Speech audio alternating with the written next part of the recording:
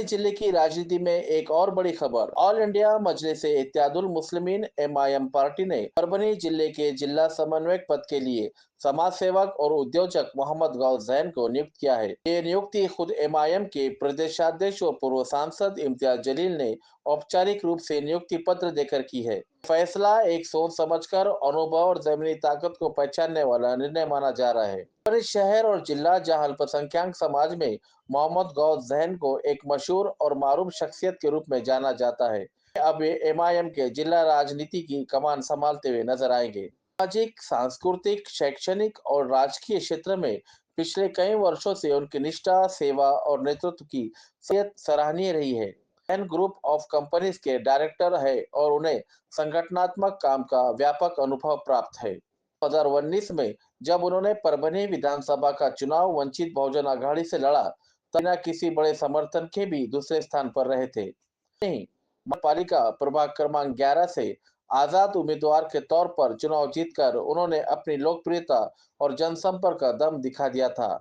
चुनाव में उन्होंने 19 नगर सेवकों का समर्थन जुटाकर विधायक सुरेश राव वरपुड़कर जैसे वरिष्ठ नेता को टक्कर दी थी।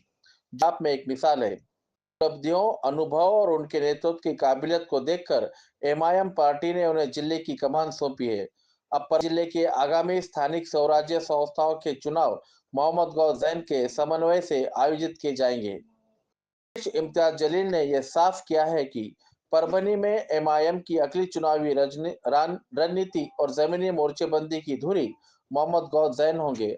अब देखना यह होगा कि उनकी अगुवाई में पार्टी परभनी में क्या नया इतिहास रचती है। चलते हैं अगली खबर की तरफ। शेयर करें, लाइक करें, कमेंट्स करें और सब्सक्राइब करें। साथ ही साथ बेल आइकन को दबाएं ताकि आने वाली सौ अमृता विशाल जाधव, लेखा लिपिक, जिला कोषागार कार्यालय परभनी। केशव अन्ना दुधाटे, मंडल सदस्य श्री शिवाजी कॉलेज परभनी की बेटी का महाराष्ट्र लोक सेवा आयोग मार्फत अन्ना सुरक्षा अधिकारी राजपत्रित गट ब पद पर नांदेड़ में चयन होने पर समाज भूषण बशीर अहमद सर की ओर से उन्हें शुभकामनाएं दी गई। वे आगे भविष्य के लिए नेक ख्वाहिशात का इजहार भी किया गया। चलते हैं अगली खबर की तरफ। शेयर करें, लाइक करें, कमेंट्स करें और सब्सक्राइब करें। साथ ही साथ बेल आइकन को दबाएं ताकि आने वाली परभनी महानगर पालिका चुनाव को लेकर अब आयुक्त को प्रारूप तैयार कर जिलाधिकारी को पेश करने का निर्देश मिला है। इसके बाद प्रारूप को राज्य चुनाव आयोग या प्राधिकृत अधिकारी द्वारा मंजूरी मिलना आवश्यक है। मंजूरी के पश्चात प्रारूप की प्रसिद्धि की जाएगी, यानी जनता को जानकारी दी जाएगी। इसके बाद नागरिकों से आपत्तियां व सुझाव आमंत्रित किए जाएंगे। जिलाधिकारी द्वारा इन पर सुनवाई की जाएगी और अंतिम प्रस्ताव चुनाव आयोग को भेजा जाएगा। इस पूरी प्रक्रिया के दौरान मार्गदर्शन तत्वों का पालन करते हुए जनसंख्या के अनुपात, भौगोलिक रचना और आरक्षण व्यवस्था को ध्यान में रखकर ही प्रभागों की अंतिम रचना की जाएगी।